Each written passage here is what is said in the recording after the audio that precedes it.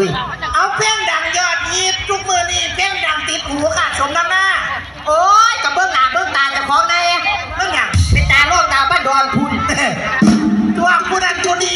กูเห็นมึงแล้วกูอยากร้องเพลงนี้วะเพลงอย่างไรคะสุมาสุมา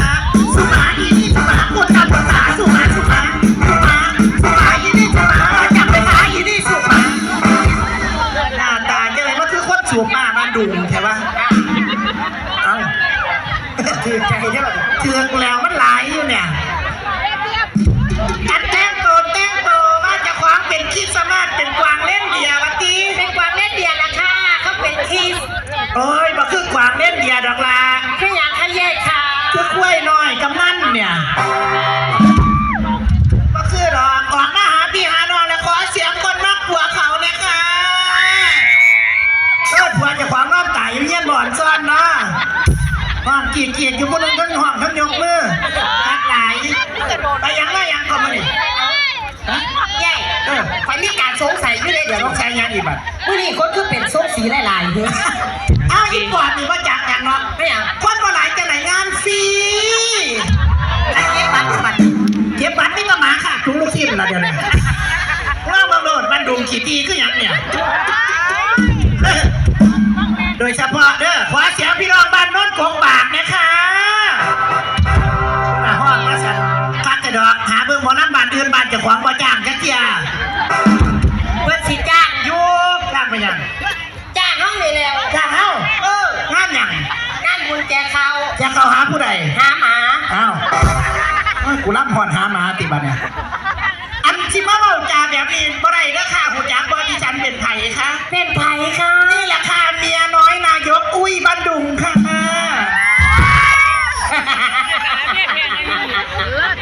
เอาพ่อมึงได้ผัวไหมว้าว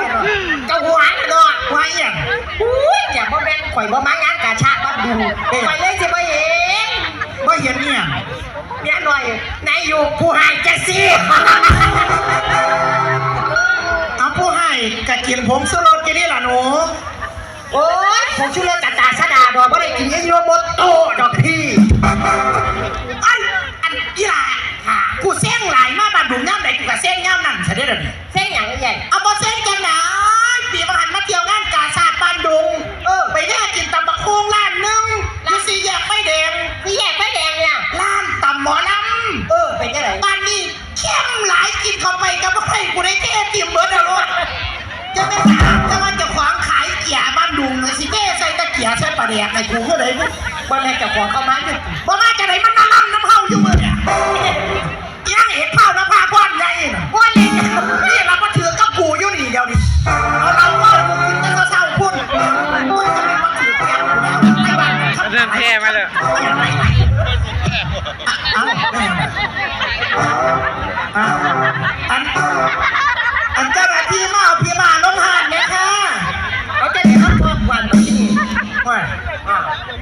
เอาบ้านดุงนี่ตะพยานาคที่มีหอดอันเซอร์เปอร์แมนกี่บาทเนี่ยเอาแย่คอยสงสัยใส่ยังนึงแหมต้องใช้ยังกี่บาทเป็นยังซุปเปอร์แมนคือเอาโมกบังมากินน้ำหนึ่งต้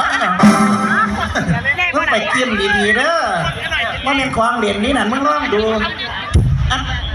ไม่อย่างว่าเป็นที่เดียวเนี่ยนะโอ้มาหาพี่หาน้องมันฮ้อนหลายพี่น้องขาเมื่อนี่เป็นโอ๊ตเต้าใครก็โอ๊ตฮ้อนเต้าภาษาที่บ่เป็นมันอย่างนี้เอาเนี่ยคืนคุณนะขอเจอไปเยอะกับเบ้าเป็นยุคกับเบ้าเนาะเราบ่ได้มันสำคัญปากเก็บเบอร์อยู่จะได้เรียนกันบ้าง4 วันเอาแค่ไหนจะว่าเอาขึ้นมาอย่างมันดูว่ากันยุ่งไม่ได้กันนั่นแพ้อีกนายกโม่คนหัวได้หมูบ่ปากเอาเจ้าหัวอยู่นี่แหละนะคะอันแพ้คือจัง4ดอกบ้าหอดเดี๋ยวกับเบ้าแล้วพี่น้องเรียบร้อยแล้วกันนั่นแพ้กันนั่นแพ้เอานะเบ้าหอดเกียร์เด็กจ้อยยิบพอเอ้ยม่มผีเอาเนาะกูได้ฟอกไตอีกแล้วเนาะบัดหวังพูดเด้อค่ะมีมึงก็ดีละไปโหขีดทะเลเฮ้าจงไม่เห็นนะจงไม่เห็นไปถึงกี้เขานะ ที่ไปขั้นทรงขายอีกอ่ะ เอาเขามาแล้วมึงจังหวะเขามาแล้วมันเก็บเงินจังหวะด้วยนี่ ไม่ได้เก็บเงิน ว่าเขามาโอ้ว่าเก็บตอนเขาว่าเก็บ ตอนออกเนี่ย ตอนออกจังดิเก็บ โอ้ย เมื่อนี้ให้พี่น้องบ้านดุงเลยเบิ้งแบบบักจูใจเลย จูใจก็ ทอดแกงเลยมื่อนี้เพิ่นจ้างไม่เอาเบิ้งราคาแล้ววนกับยาเฝ้าว่าตะวันกับพวกวันนี่ดีหรอ มันบ่ได้หอดย่ามมวนเดี๋ยวมันกับมวนเองนั่นละ ท่านวันบอกวันยาเฝ้าว่ายาเฝ้าตี แต่ว่า พี่น้องอยู่ทั้งนอกเข้ามาทั้งในมันเต็มย่าไปยืนออกกันอยู่ทั้งหนาอยู่หันเชียงดื่มเพิ่นบ่เขาสิเห็นน้ำเป่าได้กันสลายอยู่ทั้งหนาผู้เจ้าของเลย เอาน้ำเปล่าเอาเขาได้รู้ วันนี้เดินเป่าเอาน้ำเป่าผมมาดิ เอาน้ำก็บ่ให้เอาเขาติ เพราะว่าเดี๋ยวหมอลำสิไปคนเราเองก็มาเศร้าก็จะง่วง ทำไมนั่นล่ะ วันนี้นี่ไล่สดสวัสดีพี่น้องทั้งไล่สดน้ำไล่สดกรุงปิด128 บาทตอนนี้อยู่ในกลุ่มมีประมาณอยู่40 กว่าคนเลยกูกังเลยกูจะไปกู้ เป้าขี่ไล่ขี่เรศ กูจะไปยืมเงินใส่มาใส่ค่าไล่สดเหมือนกัน เอ้าบ่ยากดอกเทียมไล่สดเทียมผัวกูดอก เนี่ยไอ้เราวันนี้มาบันดุงมือขึ้นอยู่สังคมมาได้รับเลยสังคม ไปยัง เรียนให้รู้หักแก้มสุดสังคมมือความอยู่อำเภอเพนมือขึ้นอยู่สังคมมาดีบ้านดุงมืออื่นอยู่โคราชวันที่28อยู่อำเภอพิมายวันที่29 30 31มีงานเสมอเลย รับจ้างขึ้นลอยอยู่เมืองเลยครับที่น้องไปกำลังแรงเกกันได้ หมอน้ำจะเป็นสิได้ไปตัดอ้อยกันนี่ มามีงานรับ อันเข้าไปมาเดี๋ยวนี้ว่ามากันดีแล้วแม่จ๋า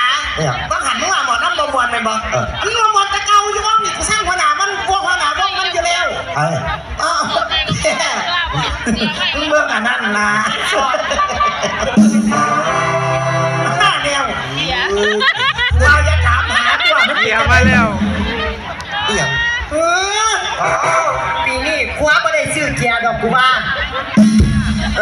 ของมึงนั่นแค่เกียร์ของกูเนี่ย ไม่ยังอ่ะ เกลือ อุ้ยสารพัดซื้อ ขอบคุณครับ ได้เกียร์เมียแล้วบ้านเห็นมั้งเอาสนุกขั้นส่งขายเลยบ้าน ขอบคุณหลายๆเด้อเมียกูเบิ่งไอ้สดเหมือนกัน เป็นยังอ่ะ มันรู้จักมันว่ากูได้เกียร์เลย เป็นยังกันหัวจ๋ามันจะเป็นยัง มันจะไปเหยียบมันนะแท้ดีซะหน่อยแค่เกียร์อาบ นี่ละมาของดีบ้านดุงก็ได้เกียร์นี่ละจังน้อยแต่ว่ายกพญานาคมาให้กูตัวบ้านเนี่ย ขอบคุณเกียร์ข่าวนักพาพร โอ้บ้านนี้เห็นเท่านะพ่อบอล พระพาพรนี่เป็นหมอลำอยู่นี่ต้น เป็นหมอลำเป็นหมอลำ เจ้าเกียร์มาให้ยิงเนาะแต่ตัวคนก็เข้มพอแห้งแล้วนะ เอาแบบบ่เข้มกันไหนยังว่าเปิดร้านแต่หมอลำปิดหาเที่ยแล้วว่ากันนั่นเป็นเที่ย อันปิดเป็นเพราะแม่นว่าบ่แซ่บเด้ เป็นยังไง เด็กน้อยแล่นต่ำโคกแตกเอาเรื่องมาลำ เลี้ยงหมอลำโหนี่มันบ่ปานใดอันกูเล่นไม่ออกผันตัวมาเป็นอันผู้จัดการไม่ยังหายัง กูคือบ่มีถุงใส่เงิน บ่ยากพี่นี่ถุงกู ฝากไว้ หมอล อันเมสำนักงานหมอลำนี่แหละเนี่ย จัดหาหมอลำจัดหาศิลปินวันปีนี้ได้ศิลปินดาวดวงไม่มา2 ดวงพระเอกกับนางเอกคู่ไหมเสด็จแม่ ำเอาบ่แม่นไอ้วันกับไก่ใช่ไหม